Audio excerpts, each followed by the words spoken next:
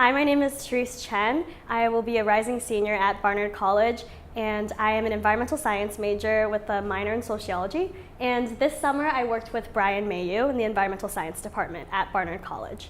So my research that I was working on this summer has to do with naturally occurring arsenic contamination of groundwater. And this is a really big issue in a lot of regions of Southeast Asia, particularly Bangladesh, just because naturally the sediments there have a lot of arsenic. It's very shallow aquifer, and many of the people that live in the villages there use tube wells on a daily basis to retrieve groundwater for cooking and for drinking water and bathing water.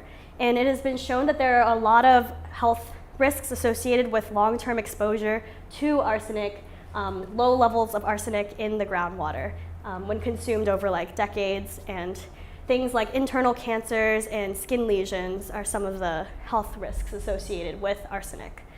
So my project is a part of a larger research team that has taken multiple trips to Bangladesh, and there's researchers at Lamont Doherty Earth Observatory from Columbia University and at Barnard College that have done a lot of blanket surveys testing a lot of the tube wells that exist in Bangladesh in many villages.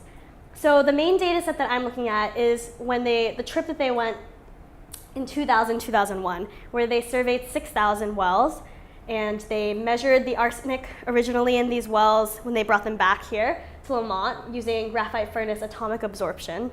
And they went back actually in 2012 and retested an even larger survey area that included the original 6,000 wells. So my project is focusing on whether arsenic levels are changing in the wells that were originally measured in 2000 and 2001. So what I first wanted to do was identify a set of 760 wells in Bangladesh that are still in existence in this area. And so what I did here is in GIS, this summer I mapped out the location and distribution of the wells and their original arsenic values as they were measured in 2000 and 2001. So let's see. And we did this by matching the GPS coordinates as they were located in 2000, 2001, and then also in 2012. So this second map that I made is showing the resampling progress that they've done, because currently village health workers are actually in Bangladesh right now this summer, and they're locating these wells that we decided to target for resampling. And so far it seems like they've sampled about half of them, and so I'm waiting for the data to come back by the end of the summer, and I'll probably analyze them in the fall so we can actually do the full 10-year follow-up study and see the new arsenic values that we get. So what I really worked on this summer was looking at the archived samples from 2000 and 2001 survey, and these were all stored up at Lamont, and they've been stored for the past 14 years.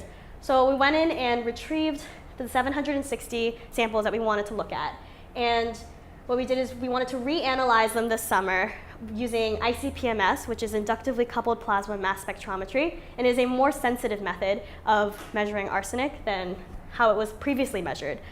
So first what we wanted to do is make sure that the samples that had been in storage for the past 14 years have not been altered or changed in storage through evaporation or anything. So we reanalyzed them for arsenic using ICP-MS this summer and plotted them against the original values as measured in 2000 and 2001.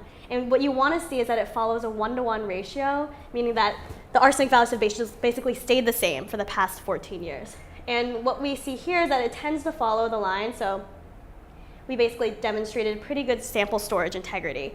And this kind of gives us a base level analysis that we can compare and actually be able to do the comparison for the 14 years later for the resampled ones. And hopefully in the end what we want to see is create another map just like this one, but for the new arsenic values. And so we can kind of see the spatial distribution and see what wells and what areas are changing, whether the arsenic is increasing or decreasing. And that has a lot of public health implications, because if indeed the wells that are currently labeled as safe, for instance, for drinking, if the arsenic levels are increasing, then it means that they need to be relabeled, and there needs to be more frequent monitoring of arsenic in the wells in Bangladesh.